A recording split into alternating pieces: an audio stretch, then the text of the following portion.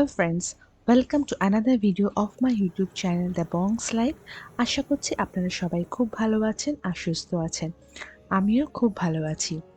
তো অলরেডি ভিডিওর কিছু ক্লিপিংস দেখে বুঝতেই পারছেন একটা দারুণ রেসিপি নিয়ে আপনাদের সামনে চলে এসেছি। এখন এই গরমকালে আম হচ্ছে আমাদের ফেভারিট, আর মনকে আর পেটকে ঠান্ডা করার জন্য একটা দারুণ দুর্দান্ত ড্রিঙ্কস নিয়ে আপনাদের সামনে চলে এসেছি। খুবই ইজি এবং সিম্পল, একদম দেশি স্টাইলের আম পোড়ার শরবত। একবার বানিয়ে রাখলে আপনি ফ্রিজে ৩-৪ দিন অনায়াসে খেতে পারেন। তো চলুন রেসিপিটা শেয়ার করা যাক। তো প্রথমেই আমি আগে চলে এসেছি আমার পুদিনা গাছের কাছে। আমার দেখুন পুদিনা গাছটা কি সুন্দর হয়েছে, ঝাঁকড়া, একদম গ্রিন, আর একদম ছোট ছোট পাতা হয়েছে কচি কচি, এত সুন্দর লাগছে দেখতে। প্লাস আরেকটাও আমি টবে বসিয়েছি, খুব সুন্দর বাড়ছে ওটা। তো এখান থেকে আগে পুদিনা পাতা কয়েকটা কেটে নিচ্ছি, তারপরে চলে যাব হচ্ছে রান্নাঘরে বাকি কাজগুলোর জন্য। নিজের গাছের জিনিস খাওয়ার মধ্যে সে একটা অন্যই ফিলিংস থাকে, তাই না?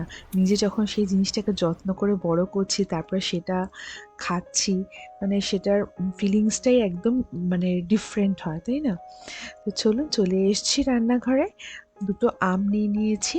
তো কাঁচা আম, ফার্স্টে আম দুটোকে আমি গ্যাসের মধ্যে পুড়িয়ে নেব। এটা কিন্তু আপনারা অনেকে মাইক্রোওভেনেও করতে পারেন, বাট আমি এখানে গ্যাসের মধ্যেই করব। অনেকে সিদ্ধ করেও করে, বাট আমি সিদ্ধ করব না, গ্যাসের মধ্যে করব, কেন কি এই স্মোকি ফ্লেভারটা আমার ভীষণ ফেভারিট।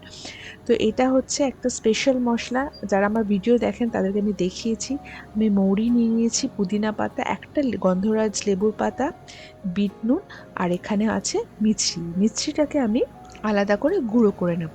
তো ফার্স্টে আমি দুটো নেট বসিয়ে নিচ্ছি গ্যাসের মধ্যে, তারপরে আমগুলোকে পোড়াবো। এক পিঠ হয়ে গেলে আবার পরের পিঠটা ভালো করে পোড়াতে হবে। বেশি হাই ফ্লেমে করবেন না, আমি প্রথমে একটু সিমে রেখেছিলাম, এখন একটু হাই করেছি, কেন না হলে ভেতর অবধি জিনিসটা যায় না আর কি। এবারে আরেকটা ওভেনের মধ্যে আমি আপনার মৌরিটাকে হালকা করে ভেজে নিচ্ছি, খুবই হালকা নেব। তারপরে হামানদিস্তা, ছোট্ট হামানদিস্তার মধ্যে আমি এটাকে হালকা গুঁড়ো করে নিচ্ছি। মিক্সিতে করতে পারতাম, বাট এইটা যে একটা হালকা মুখে মুখে লাগে আর কি, গোটা গোটা, ওই জিনিসটা ভীষণ ভালো লাগে। তো গুঁড়ো করার পর এই ভাজা মশলা থেকে অল্প একটু নিয়ে ওটাকে একসাথে নিয়ে সবগুলো একসাথে একটুখানি গুঁড়ো করে নিচ্ছি। তো এখানে কিন্তু আমি চিনির ব্যবহার একদমই করছি না, আমি এখানে মিষ্টিটাকে মিক্সিতে গুঁড়ো করে নিচ্ছি।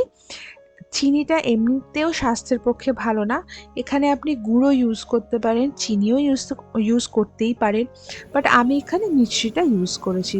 এটা মিষ্টি কিন্তু এমনিও পেট ঠান্ডা করে।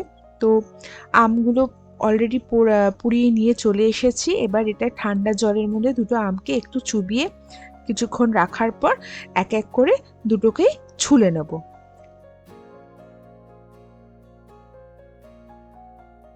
তো আমগুলো ঠান্ডা জলে প্রায় আমি 5 থেকে 10 মিনিট মতন রেখে দিয়েছিলাম, তারপরে এখন এক এক করে ছুলে নেব। আপনি যখন ছুলবেন একটা জিনিস খেয়াল রাখবেন, একটু একটু এই আপনার এই পোড়া পাটটা একটু রাখবেন, তাহলে বেশ ভালো লাগে খেতে শরবতটা। একটা স্মোকি ফ্লেভার তো এমনি আমটার মধ্যে চলে গেছে, আর তাছাড়া এই একটু কালো কালো এই পাটগুলো একটু থাকলে খুব ভাল লাগে কিন্তু খেতে, অ্যাকচুয়ালি মানে আমার পার্সোনালি খেতে ভীষণ ভালো লাগে। এবার বাটির মধ্যে আমি জল নিয়ে নিচ্ছি। জল নেওয়ার পর এখানে আম দুটো দিয়ে ভালো করে হাত দিয়ে চটকে নেব।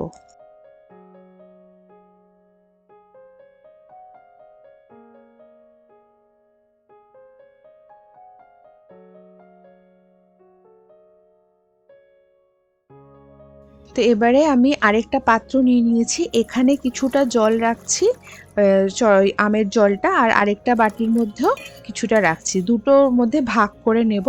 তো তাই জন্য হাফ হাফ করে জলটা নিয়ে নিয়েছি।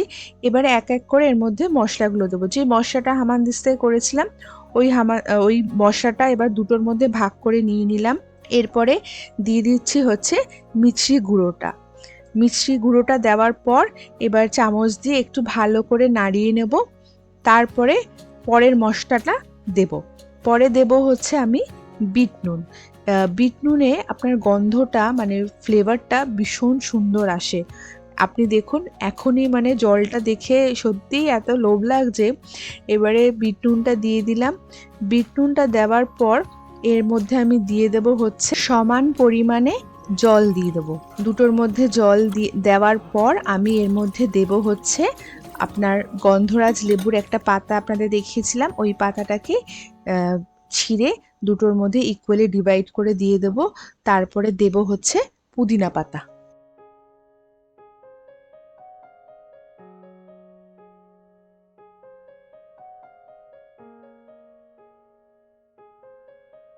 পুদিনা পাতা দেওয়ার পর এটাকে ভালো করে নাড়াচাড়া করে বোতলে ঢুকিয়ে ফ্রিজে রেখে দেবো। চিল খাবো, বিশ্বাস করুন। দেখতে যত সুন্দর লাগছে, খেতেও দুর্ধর্ষ হয়েছিল। বাড়িতে বানিয়ে খাবেন, ভীষণ ভালো হয় খেতে। দেশি স্টাইল, কোনো রকম মানে আলাদা ইনগ্রিডিয়েন্টসের দরকার নেই। বাড়িতে এইসব ইনগ্রিডিয়েন্টস আমাদের বাড়িতে সবসময় থাকে। তো ভীষণ ভালো হয় খেতে। ফ্রিজে করে রেখে দেবেন, 4-5 দিন ধরে ইজিলি খেতে পারেন। দেখেই জাস্ট লোভ লাগছে, তাই না বলুন? এবারে আমি দুটো বোতলেই ডিভাইড করে নিয়ে নিয়েছি। এবার এটাকে ফ্রিজে রেখে দিচ্ছি। বেশ ঠান্ডা হলে চিল্ড একদম সার্ভ করব আর খাবো। যে কোনো শরবত কিন্তু একটু চিল বা ঠান্ডা না হলে একদম ভাল লাগে না। তো তার জন্যই ফ্রিজে রেখে তারপরেই খাবো। পেটও ঠান্ডা হবে, মনও ঠান্ডা হবে। পুদিনা পাতাটা কিন্তু জানেন তো অপশনাল, ওটা আপনার বাড়িতে নাও থাকলে কোনো ব্যাপার না, ওটা ছাড়াই দারুণ লাগে কিন্তু খেতে। তো আমার এই দেশি স্টাইল আম পোড়া শরবত কেমন লাগলো কমেন্ট করে জানাবেন। ভালো লেগে থাকলে লাইক, শেয়ার আর সাবস্ক্রাইব করতে একদম ভুলবেন না।